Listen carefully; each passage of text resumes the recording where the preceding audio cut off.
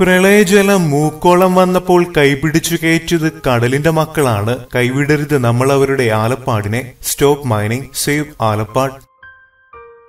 നിങ്ങൾ ഈ ചാനൽ ഇതുവരെ സബ്സ്ക്രൈബ് ചെയ്തില്ല? സബ്സ്ക്രൈബ് ചെയ്താലും ഒപ്പം പുതുപുത്തൻ വാർത്തകൾ ആദ്യമേ അറിയാൻ ബെല്ലൈക്കണും അമർത്തൂ.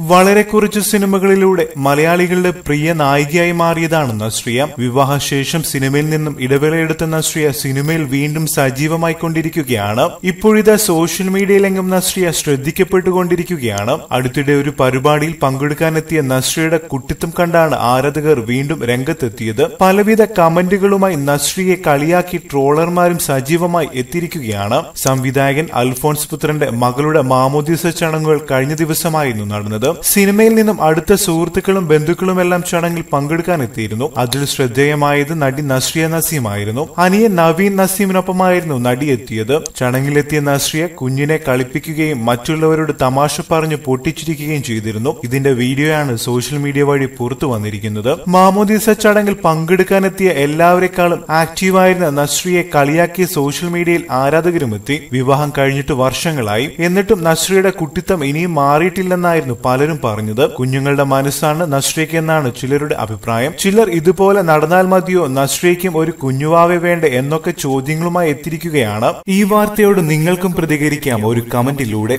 അതുപോലെ പുതിയ വാർത്തകൾക്കും സിനിമാ വിശേഷങ്ങൾക്കും സബ്സ്ക്രൈബ് ചെയ്യുക. നന്ദി.